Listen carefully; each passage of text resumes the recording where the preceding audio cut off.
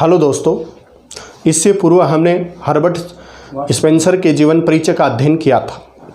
इसी क्रम में हम हर्बर्ट स्पेंसर के विकासवादी सिद्धांत का अध्ययन करेंगे। कुछ विचारकों ने यह कहा है कि हर्बर्ट स्पेंसर ने विकासवादी सिद्धांत डार्विन से लिया है, लेकिन ऐसा नहीं है, क्योंकि हर्बर्ट स्पेंसर का विकासवादी सिद्धांत का प्रकाशन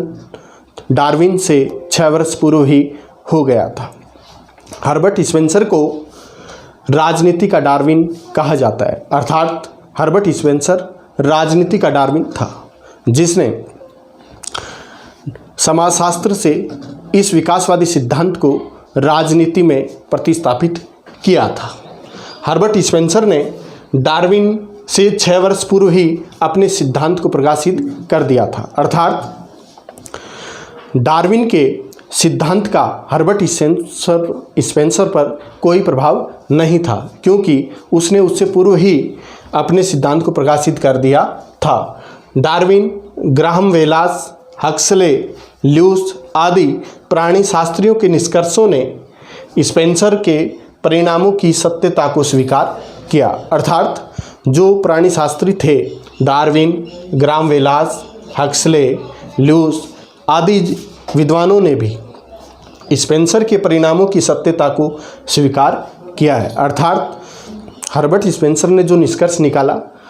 उसको स्वीकार इन प्राणीशास्त्र के विद्वानों ने भी स्वीकार किया। स्पेंसर के विकासवाद की डार्विन के सिद्धांत से समानता एवं भिन्नता, अर्थात स्पेंसर के विकासवादी सिद्धांत की डार्विन के सिद्धांत से समानता व भिन्नता क्या है, उसका अध्ययन हम करते हैं। डार्विन की धारणा थी कि प्रत्येक काल में सर्वत्र एक ही जाति के विभिन्न प्राणियों में निरंतर संघर्ष चलता रहा है, अर्थात डार्विन का मानना था कि प्रत्येक काल में एक ही जाति के विभिन्न प्राणियों के बीच निरंतर संघर्ष की स्थिति बनी रही है या संघर्ष चलता रहा है। यह संघर्ष भोजन, आवास, जनन आदि को लेकर होता रहा है। इस संघर्ष में केवल योग्यतम प्राणी ही जीवित बच पाते हैं, अर्थात डार्विन का मानना है कि इस संघर्ष में केवल योग्यतम प्राणी ही जीवित बच पाते हैं।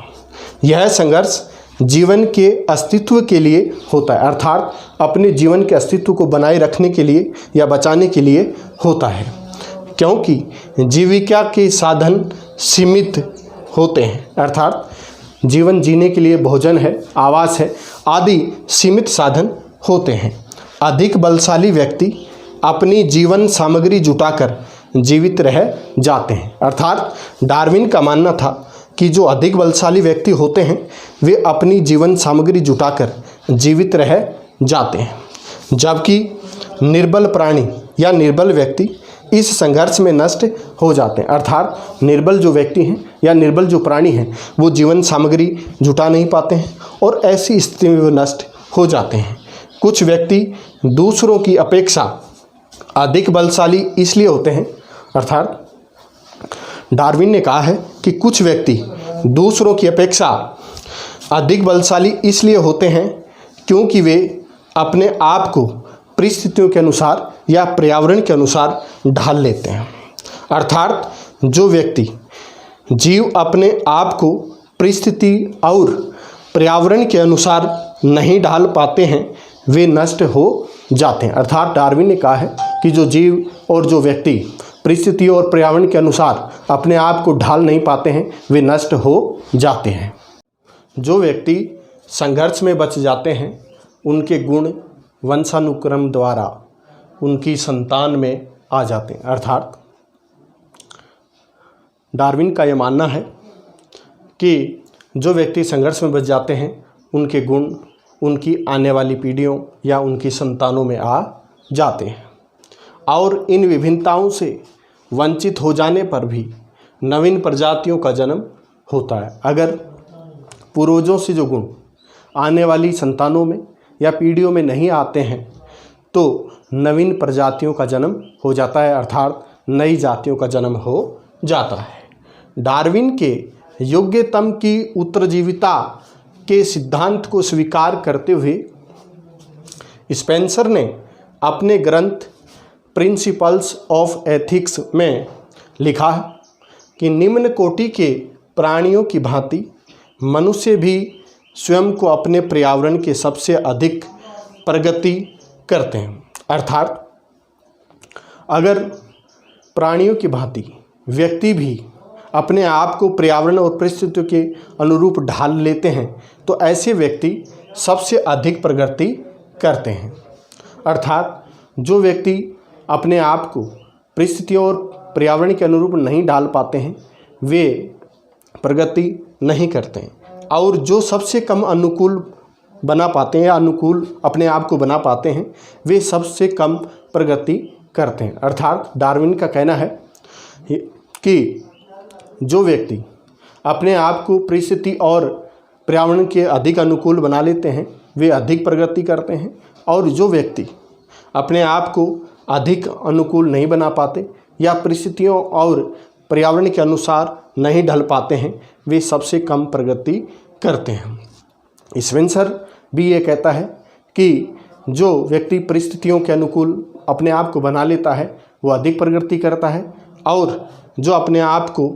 उनके अनुकूल नहीं बना पाता उनकी प्रगति कम होती है। स्पेंसर डार्विन के प्राकृतिक चुनाव के जीवशास्त्रीय सिद्धांत को सामान्य रूप में ही स्वीकार करता है। अर्थात हर्बर्ट स्पेंसर डार्विन के इस सिद्धांत को सामान्य रूप में ही स्वीकार करता है कि अर्थात जैसा जीवों में पाया जाता है योग्यता का वर्ण उसी प्रकार व्यक्तियों में भी ऐसा पाया जाता है,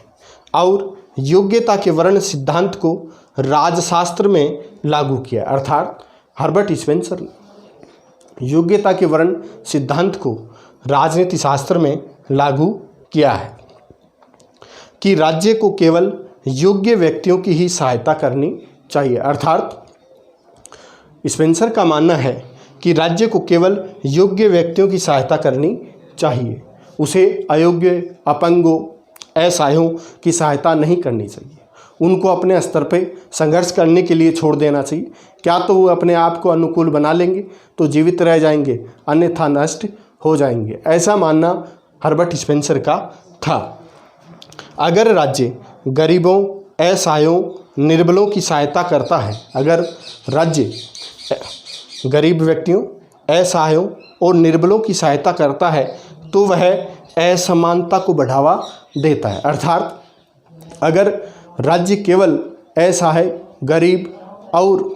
अभावहीन जो व्यक्ति हैं अगर उनकी सहायता के लिए कानूनों का निर्माण करता है या नीति निर्धारण करता है तो वह राज्य में असमानता का पक्षधर है, वह राज्य में असमानता को बढ़ावा देता है। ऐसा हर्बर्ट स्पेंसर को नहीं या राज्य को नहीं करना चाहिए, ऐसा हर्बर्ट स्पेंसर का मानना